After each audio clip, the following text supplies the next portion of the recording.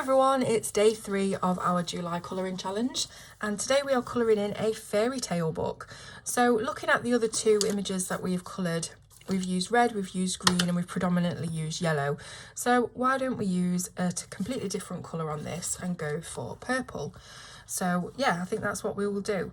Let's actually go for something that's a bit blue violet, because we've got red there, haven't we? So let's go for a blue violet colour. And again, I'm using Prismas, but please do not fear, I am going to change as we go along. I think number 4, day 4, will actually be using some iridescent paint, excuse me, to get a nice iridescent look on that shell. So it's not going to be Prismacolors all the time, because I do get a lot of people saying, please use other things other than Prismacolors. So yeah, right, so blue violet, let's have a look. We've got an Imperial Violet here. And I know that there is a violet blue as well. I just don't know if I want to go that blue. Let's test these out on my little sheet. So this is the violet blue, which to me is you know, super blue, that one. This is the Imperial Violet, which is definitely more purple of a colour, and that's kind of where I want to be. But we can use this for our shadow, obviously. And then let's have a look at this one. This is Blue Violet Lake, which is a little bit more blue, but will it work? I don't think we've got anything else that's gonna fit, so I might have to make it work. Let's just do that for now. So that's going to be the main colour of our book. So I'm starting off with the violet blue, which is PC 933, and I'm just going to do like a gradient blend for this, and then I think that we will have to redo our text probably, because it's going to get lost in this dark colour. So there isn't really a lot of option for me to colour these cartoon simplistic images other than using either block colouring or gradient blending. We don't have a lot of room or a lot of detail to play with, so it's going to be simple. It might become samey, I hope not, as we go through all the different days, but hoping you'll enjoy it anyway.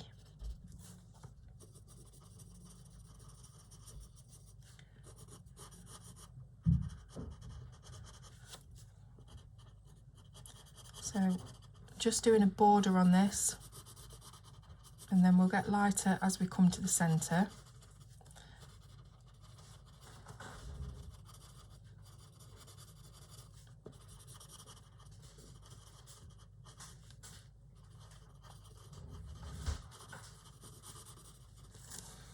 Next one is Imperial Violet PC 1007. So just blending that in. It's not difficult to blend it. These are all really nice, harmonious colours. They're all together in the same family, so we're not working hard to blend these at all.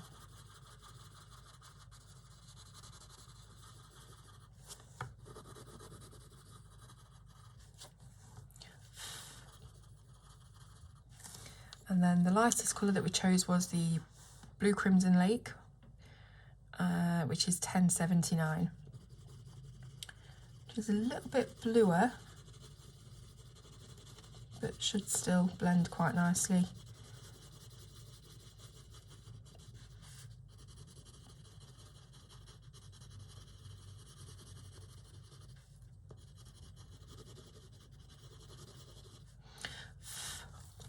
Okay, so what I'm going to do is I'm going to just, that bit that we've left white, I'm going to do a really light layer of the blue lake, crimson lake, blue violet lake, and then go over it with the white, I think, so that we've got a nice highlight in the middle.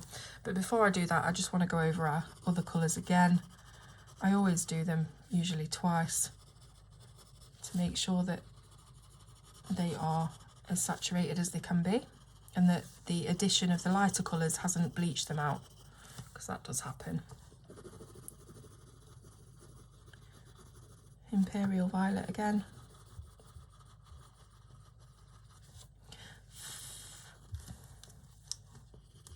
And then the Blue Crimson Lake. I keep saying Crimson Lake, Blue Violet Lake. Or is it Lake Blue Violet? I'm not sure. The pencil's too short for me to see.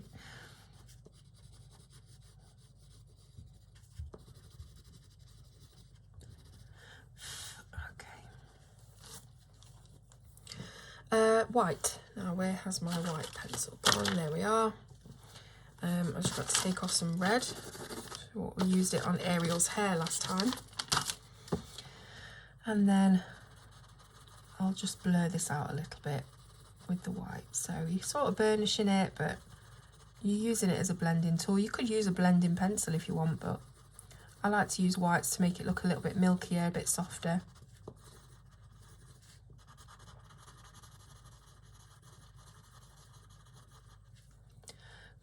So we'll have to put in the lines of the book again, like I say, because the wax of these pencils has affected the line work.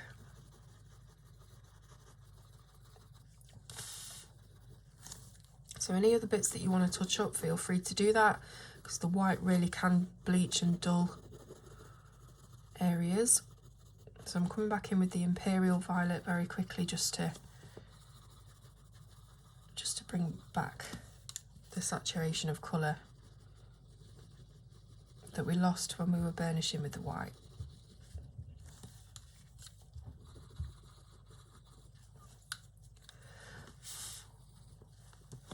Okay, that looks pretty good to me. I think for the spine we will use that Blue Lake. Just to pop the spine in there, because I don't want to use the darker violet blue, because it will look like we've not even got a spine. It will just blend in, so I'm not going to use that. I think that's it for our purples. I really think that we should use a pink for the butterfly, and then a yellow for the little metal bits on the edge of the book, and you know, like a beige for the pages. But then again, I might even do yellow or gold for the butterfly, the same, and then our background can be pink. I think that might look cool. So making them look gold, I could use a gold gel pen, couldn't I? That might be nice actually, for it to use something a bit different. I could even use a gold paint, but we'll do paint tomorrow. So let me grab a gold gel pen. This is a Pentel Dual Hybrid. Let me just check it out. It's not very... Gel pens don't play nicely with me for some reason. I can never get them to actually work. Let's try out my finger, see if that unblocks it a bit. No. It's got loads of ink left in it. It's really, really annoying. Let me think. It might be that we do need to use a gold paint after all. So I've got a gold paint here. This is Golden by KJ, designed by Karen. And I've got my water brush here, so let's go for that. So I'm going to add a little bit of water into this paint. We don't need a lot. And let's just paint in this butterfly nice and precisely. So when you're working on such a small area, it's not going to take you long to paint it anyway, so you might as well, if your gel pen's playing up like mine, you might as well paint it. Just be really, really precise with it, but we can always add our black lines back in after anyway.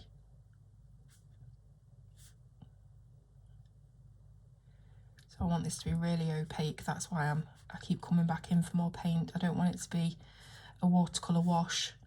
I want to keep it nice and opaque, so I'm making sure that we've got lots of thick paint on there.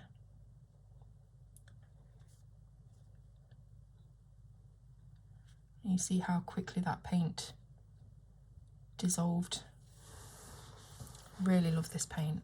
So I'm going to do the same thing on the little corners of the book. These must have a name, little metal things on the edge of the book. I'm sure somebody will tell me.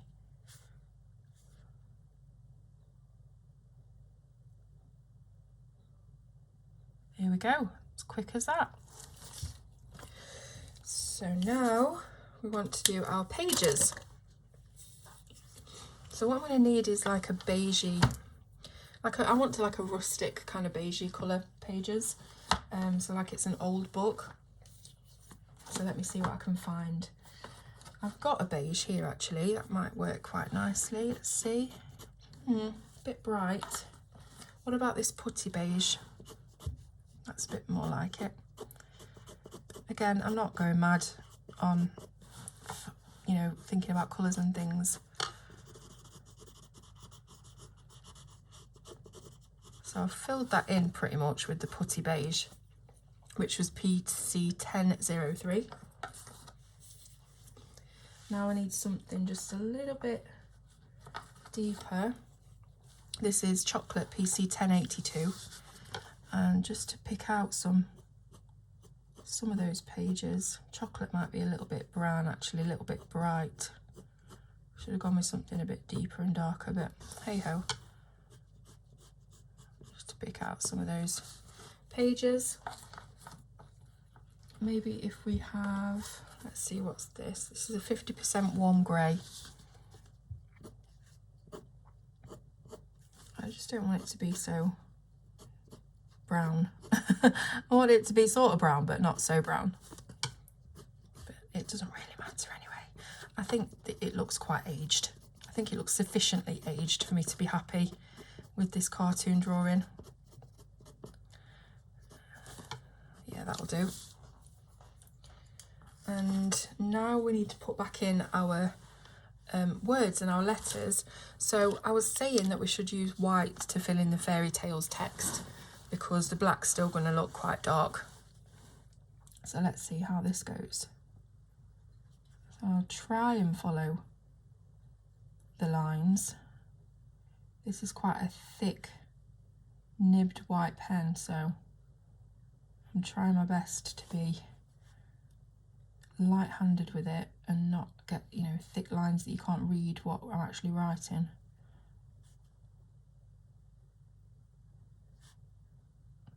Fairy tale. That's all right. That's all right. I might even put a few little fairy dust spots here and there. Then we need our pigment pen. Excuse me, I'm so disorganised. As per usual, my paper's gone missing. Yeah, it's gone missing. Right, let's just add in, if I can, some of this black line work around the butterfly. I need my paper. Let me use the one underneath.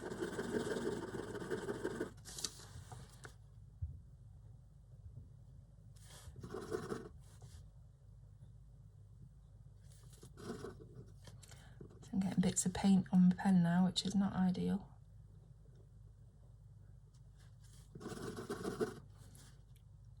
And we want the little butterflies. What are they called? The little antenna. I want those to show as well.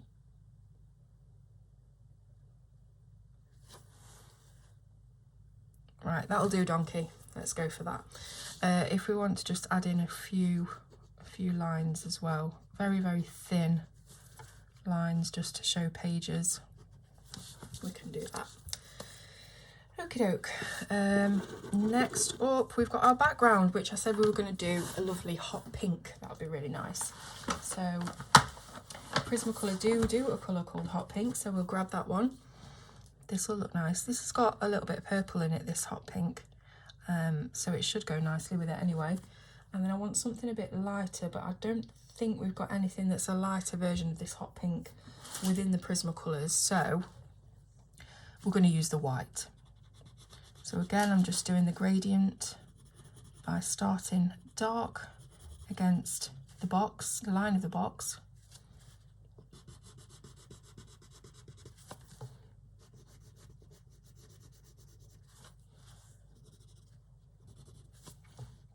I think my style of colouring actually goes really nicely with cartoon style images. Because my colouring, I think of it as like happy colours. It's always really bright, bold and vibrant, and hardly ever delicate or subdued.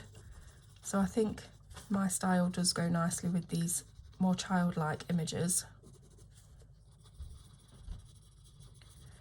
So I'm just blending it in to the centre of the box, doing a very light sprinkle of the pink over there. And then again with the white, which has disappeared, there it is, we will blend that out. And that makes it look much softer.